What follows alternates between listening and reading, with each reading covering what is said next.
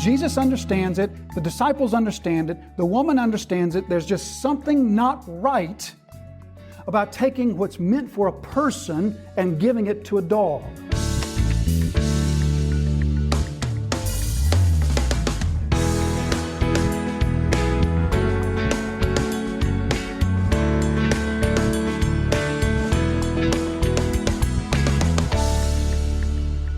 And immediately, Mark's favorite word there, a woman whose little daughter. Now there's a use of the word there that's what's known now as the diminutive. So if I were to use the diminutive word of chair, it would mean a little chair, a small chair, a miniature chair, so to speak. But in Scripture we come across, in the New Testament, we come across this form of words, they're always nouns, this form of a noun that's known of as the diminutive, and oftentimes Greek scholars will call it the affectionate diminutive, because that's precisely what it is. Because it's not necessarily communicating the idea of something that's a smaller version of the bigger version of it, but it's communicating the idea that also comes across our English translation, the idea that not only is this small, but it's also precious. It's close, it's dear, it's the little daughter. In the same way, we use the same phrase. You might say, my little girl, or my little daughter, or my little boy. And by that, you don't only mean that their stature is smaller, but you also mean that they're precious and that your affection for them is strong. And that's exactly what Mark is saying here, that there was this daughter, and not only was it just a daughter, it was the little daughter, it was the precious daughter, but immediately there was this woman who had this precious little daughter who had an unclean spirit. And immediately she heard of him and came and fell down at his feet. As soon as she got word Jesus was there, she came. She hears of it and then drops what she's doing, and then immediately she goes to Jesus. It reminds us of what we've heard about so often already in Mark's Gospel, when Jesus is heard of, when He's coming, think of Jairus on the shore waiting for Jesus to return, or so many others. When she heard of Him, immediately she goes. Now, how does she hear of Him? How does she know about Him? Has Jesus' fame spread all the way to Tyre and Sidon? And for that, we would say, yes, it has. Apparently so. If we were to think back to Mark chapter 3, verses 7 and 8, we read there of a great crowd that followed Jesus from Galilee and Judea, from Jerusalem and Idumea, and from beyond the Jordan, and from around Tyre and Sidon. So as early as chapter 3, the crowds that are following Jesus are made up of people, at least some of which are people from this region of Tyre and Sidon, which means that word of Him has reached that far. And word reaching that far has meant that some people have been drawn to make that long journey down to Galilee. So word of Jesus has reached that far. So she hears of Jesus, and immediately hearing of Him, she comes and she falls down at His feet. This sign of submission, this sign of humiliation, this sign of desperate need, this falling at His feet. Now, who was the last person who fell at Jesus' feet? Do you remember? That would have been Jairus. Now, Jairus and this woman have a couple of things in common. One would be, of course, their desperate need, their urgent need. Two would also be, of course, that the need revolved around their little girl. In that story, we also are faced with the diminutive, Jairus' little girl. So their need is desperate, their need is urgent, their need is centered upon their little girl. But that's where the similarities stop. Because the contrast between Jairus and this woman could not have been more drastic. This woman is a resident of the heart, the epicenter of Baal worship. She is a woman. She is a Gentile woman, we are told. Jairus was not only a man and a Jew, he was the ruler of the synagogue. He was an elder of the city. He was the one who was in charge of the teaching at the synagogue. He was the one who was in charge to make sure that the traditions were followed at the synagogue. His desperate need over his little girl's situation drove him to fall at Jesus' feet. Here we see a Gentile woman who has grown up and lived her whole life in the middle of Baal worship, and yet the need over her little girl drives her to Jesus, and they both come and they fall at Jesus' feet. This woman whose little daughter had this unclean spirit, she heard of him, she came to him, and notice what drives her to Jesus is that her precious little girl is possessed by an unclean spirit or a demon. But the need that this woman has, the situation that drives her to Jesus, just think with me for a minute, and we don't have to use very much of our imaginations to put ourselves in a place of empathy with this woman. Yes, this took place some 2,000 years ago, and yes, it took place in a culture that was so different and so strange to us. But beyond that, this is really not hard to just imagine a loved one in such a situation as this. To be possessed by the demonic. Now, in Scripture, how do we know that people are possessed of demons? Jesus knows who is possessed of demons because He, of course, is the Son of God. But how does the reader know when we are encountering someone who is possessed of demons as compared to someone who is not possessed of demons? The only way that we know in Scripture of those who are possessed of demons, besides the narrator telling us, is in the manifestations, in the outward manifestations of what happens to those who are oppressed or possessed by the demonic in the Gospels. And those manifestations are anything but pretty, aren't they? Think of the most recent encounter with the demonic that we had in Luke's Gospel, of course, the man known as Legion. Of course, he was one who represented an extreme possession of the demonic. He was possessed of so many demons that they called themselves Legion. But nevertheless, the manifestations of his life are consistent with what Scripture shows us happens to those who are possessed of demons. The screaming, the agony, the mental and emotional torment. Remember, he would scream out night and day. Remember, he lived among the tombs. He would cut himself. He was driven to such measures of physical strength and such measures of just anguish that we're told he would break the chains. They would chain him, and he would break those chains and wrench those chains loose. Long ago, they could no longer keep clothes on him. The state of mind, as we talked about this man back in chapter 5, the state of mind was horrendous. What a human tragedy. What a picture of absolute human agony. Now, this mother has this precious little girl. We're not told of her age, but this precious little girl who is manifesting some of the same kinds of symptoms. And she is unable to help her in any way. She lives in the land of Baal. Who is she going to go to? A priest of Baal? A priestess of Baal? A prostitute of the Baal temple? Who is going to help her? She can't cast the demon out. There is no truth present in her culture. There is no church in her culture. There's no representation of the living God in her culture. Her situation is utterly hopeless. All she can do is just watch her little girl destroy herself and be destroyed by these dark, hideous, evil beings. So driven to utter despair, she comes to Jesus and she falls at His feet. Now the woman was a Gentile. Now the word that Mark uses there is not the typical word for Gentile. The typical word, there's two that are often used that are translated Gentile. They're the words that we get our word nations from, or the word that we get our word ethnicity from. This is neither of those words. This is the word that we get our word Hellenistic from. Literally, it means Greek.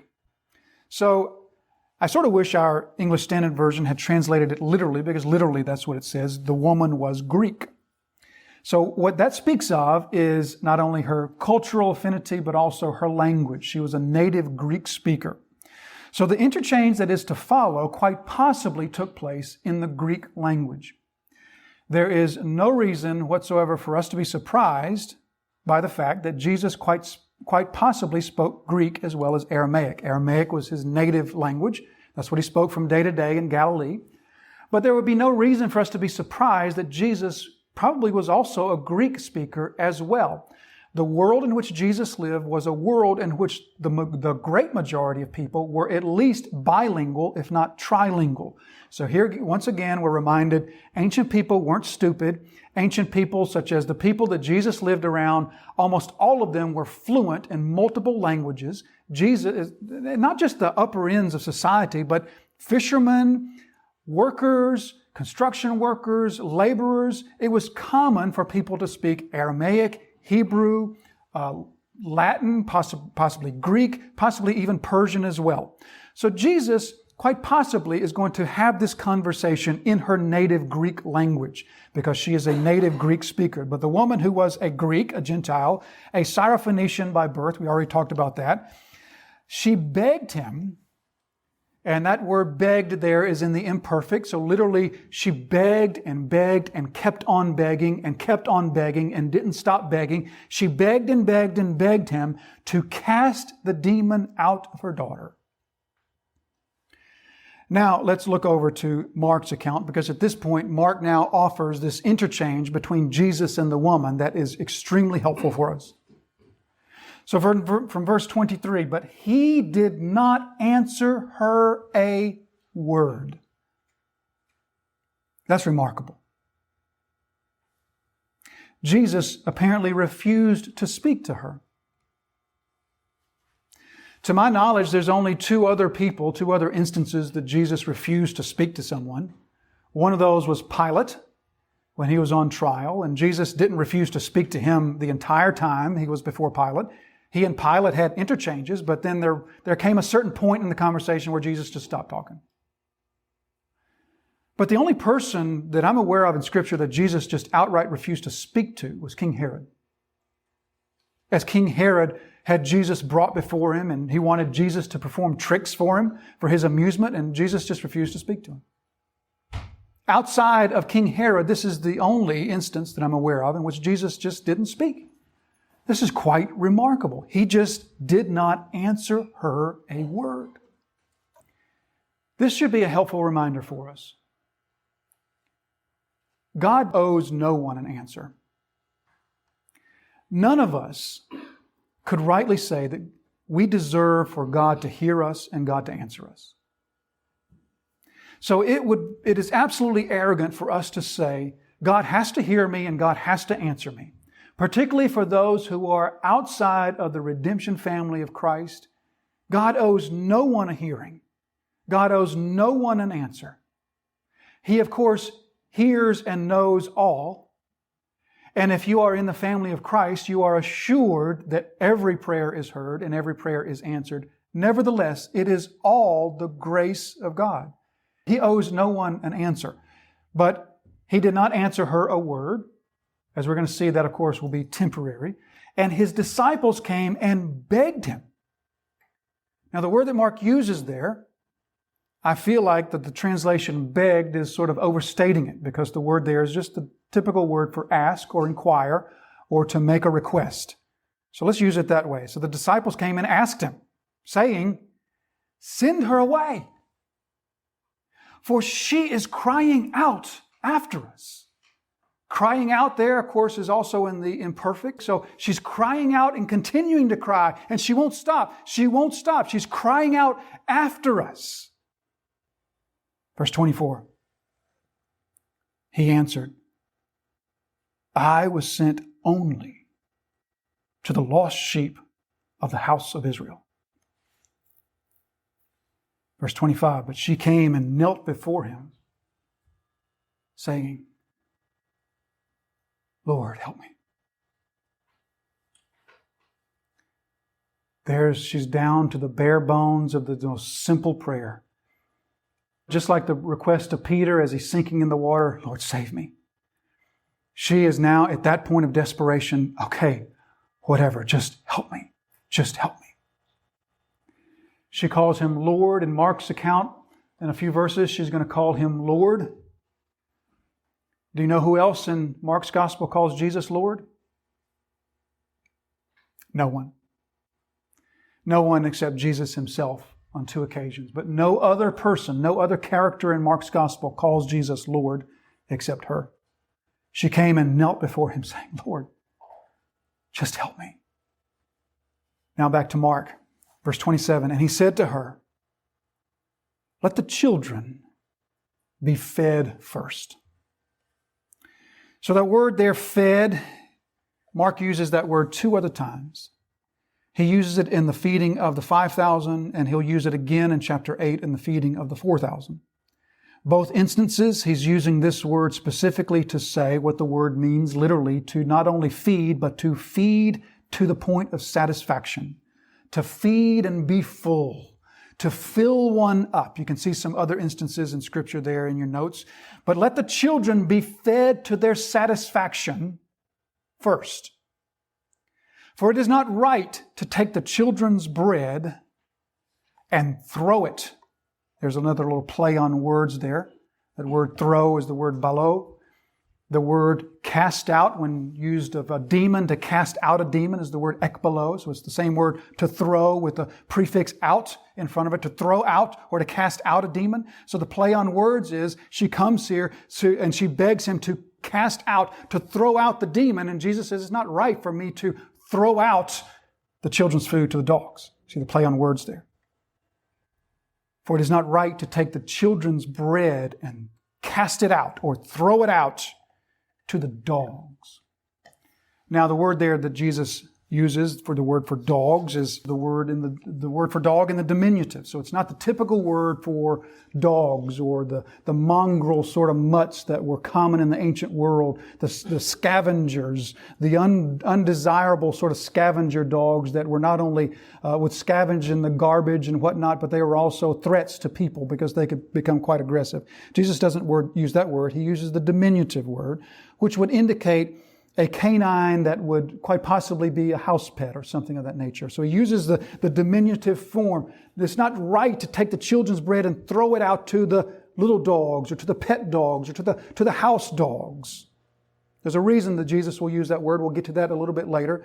But Jesus is setting up this comparison. And the parable that he just speaks, he says it's not right to throw the children's bread out to the dogs.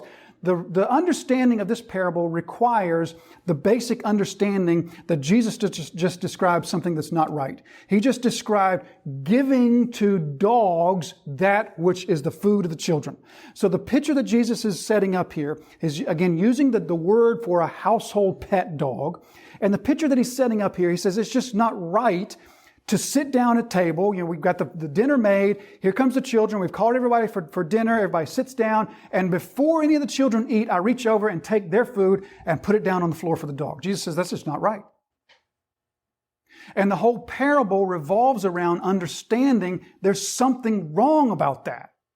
There's something not right about taking food that belongs to children and giving it to the family pet. So now I'm going to make an application here that really needs to be made. It's not the main point of the passage, but it's an application that really needs to be made. And if I'm going to step on any toes, I'm going to apologize ahead of time. It's not my intention to do that. It's my intention to pastor. It's my intention to disciple. And so the understanding of this parable requires Jesus understands it, the disciples understand it, the woman understands it. There's just something not right about taking what's meant for a person and giving it to a dog. A great many Christians today give the world a poor witness. In fact, give the world a blasphemous witness by elevating pets to the status of near people or even above people. There are a great many people who claim the name of Christ, who have pets, dogs or cats or other types of pets, and those pets have become so important to them that they have elevated them to the status of near personhood or even equal to personhood, or in some cases, more important than people. And can you see the connection between how the woman recognizes, yeah, that's, of course everybody sees, that's not right. It's not right to take something from one of my kids and give it to a dog as though they're equal. The recognition of that tells us something that all of us should instinctively know, and that's that we were made in the image of God, and the Genesis creation account tells us that God created the animal kingdom to serve us, not the other way around. And so we all see this. You see this too. You see the people that'll get out of their car and they'll have a stroller. They put a dog in the stroller, roll the dog inside. We all chuckle because that's so ridiculous. Or the people that put gas in their car and they can't manage to walk inside and pay for the gas without having their puppy with them. Brothers and sisters, God created the animal kingdom to serve us. And if you have elevated your pet to such a status that you cannot survive 5 minutes without that pet, then guess who's serving who? Guess who is really the God? Guess which one is really the idol? And when the children of Christ serve the creatures, not only is something backwards, but something is now idolatrous. And the very meaning of the parable hangs on the fact that the woman recognizes that. That's backwards. Yeah, the children's food isn't given to dogs. If anything, it's the other way around. Let the children be fed first. For it is not right to take the children's bread and throw it to the dogs. So Jesus also here is alluding to a certain salvation order. That salvation order, he says here, it's almost like he leaves a crack in the door. The door is just open just a little bit. Let the children be fed first. He doesn't say let the children be fed only. And let the dogs, let the pets of the family starve. He says let the children be fed first.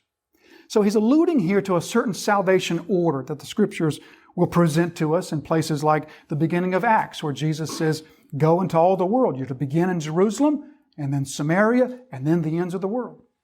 Or also, for example, in Romans chapter 1 and verse 16, Paul says, I'm not ashamed of the gospel, for it's the power of God for salvation for everyone who believes, to the Jew first, and then to the Greek, or then to the Gentile. Okay, so there's a certain order that God has established. Jesus was the Messiah of the Jews. He was a Jew. He came to the Jewish people. He came to his own, and his own had to reject him before this salvation order or this salvation model then went to those who were the non-Jews. Okay, so there's a certain step. And the first step was to the Jews, and then the second step was to the non-Jews. So he says, let the children be fed first here, alluding to that order.